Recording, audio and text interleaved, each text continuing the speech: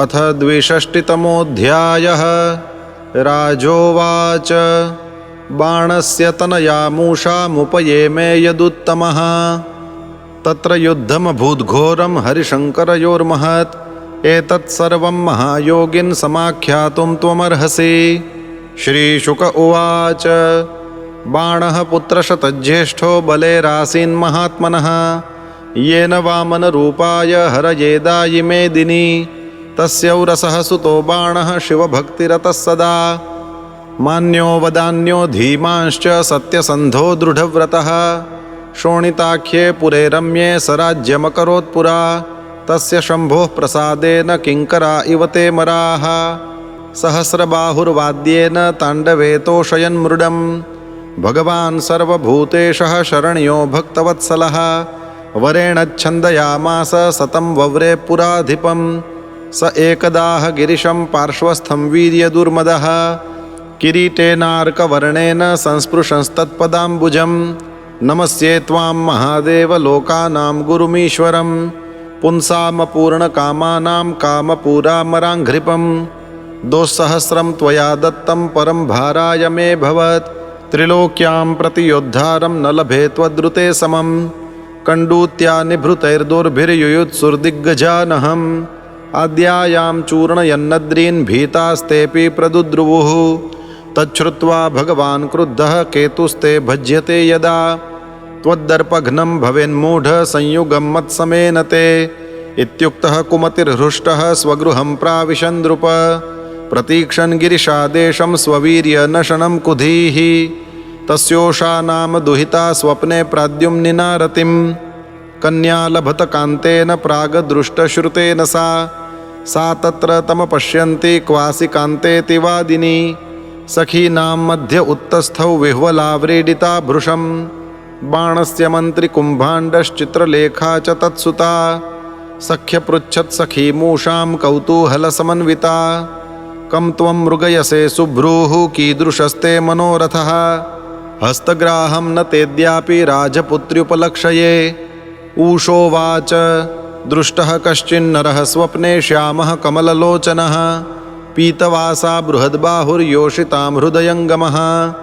तमहं मृगये कान्तं पाययित्वा धरं मधु क्वापि यातः स्पृहयतिं क्षिप्त्वा मां वृजिनार्णवे चित्रलेखोवाच व्यसनं तेऽपकर्षामि त्रिलोक्यां यदि भाव्यते तमानेष्ये नरं यस्ते मनोहर्ता तमादिश इत्युक्त्वा देवगन्धर्वसिद्धचारणपन्नगान् दैत्यविद्याधरान् यक्षान् मनुजांश्च यथा लिखत् मनुजेषु च सा वृष्णीन् शूरमानकदुन्दुभिं व्यलिखद् रामकृष्णौ च प्रद्युम्नं वीक्ष्य लज्जिता अनिरुद्धं विलिखितं वीक्ष्योषा वाङ्मुखी ह्रिया सोऽसावसाविति प्राह स्मयमाना महीपते चित्रलेखा तमाग्नाय पौत्रं कृष्णस्य योगिनी ययौ विहाय सा राजन् द्वारकां कृष्णपालितां तत्र सुप्तं सुपर्यङ्के प्राद्युम्निं योगमास्थिता गृहीत्वा शोणितपुरं सख्यै प्रियमदर्शयत् सा च तं सुन्दरवरं विलोक्य मुदितानना दुष्प्रेक्ष्ये स्वगृहे पुंभिरे मे प्राद्युम्निना समं परार्घ्यवासहस्रगन्धधूपदीपासनादिभिः पानभोजनभक्ष्यैश्च वाक्यैः शुश्रूषयार्चितः गूढः कन्यापुरे शश्वत् प्रवृद्धस्नेहया तया नाहर्गणान् स बुबुधे ऊषयापहृतेन्द्रियः तां तथा यदुवीरेण भुज्यमानां हतव्रतां हेतुभिर्लक्षयाञ्चक्रुराप्रीतां दुरवच्छदैः भटा आवेदयाञ्चक्रुराजंस्ते दुहितुर्वयं विचेष्टितं लक्षयामः कन्यायाः कुलदूषणम्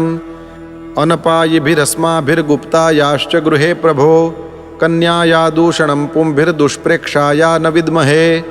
ततः प्रव्यथितो बाणो दुहितुः श्रुतदूषणः त्वरितः कन्यकागारं प्राप्तोद्राक्षीद्यदुद्वहं कामात्मजं तं भुवनैकसुन्दरं श्यामं पिशङ्गाम्बरमम्बुजेक्षणं बृहद्भुजं कुण्डलकुन्तलत्विषा स्मितावलोकेन च मण्डिताननं दिव्यन्तमक्षैः प्रिययाभिनृम्णया तदङ्गसङ्गस्तनकुङ्कुमस्रजं बाह्वोर्दधानं मधुमल्लिकाश्रितां तस्याग्र आसीनमवेक्ष्य विस्मितः सतं प्रविष्टं वृतमाततायिभिर्भटैरनीकैरवलोक्य माधवः उद्यम्य मौर्वं परिघं व्यवस्थितो यथान्तको दण्डधरो जिघांसया जिगृक्षया तान् परितः प्रसर्पतः शृणो यथा सूकरयूथपोहनत् ते हन्यमाना भवनाद्विनिर्गता निर्भिन्नमूर्धोरुभुजाः प्रदुद्रुवुः तं नागपाशैर्बलिनन्दनो बलिघ्नन्तं स्वसैन्यं कुपितो बबन्धः ऊषाभृशं शोकविषादविह्वला बुद्धं निशम्याश्रुकलाक्ष्यरौदिशीत् इति श्रीमद्भागवते महापुराणे पारमहंस्यां संहितायां दशमस्कन्धे उत्तरार्धे अनिरुद्धबन्धो नाम 62तमोऽध्यायः।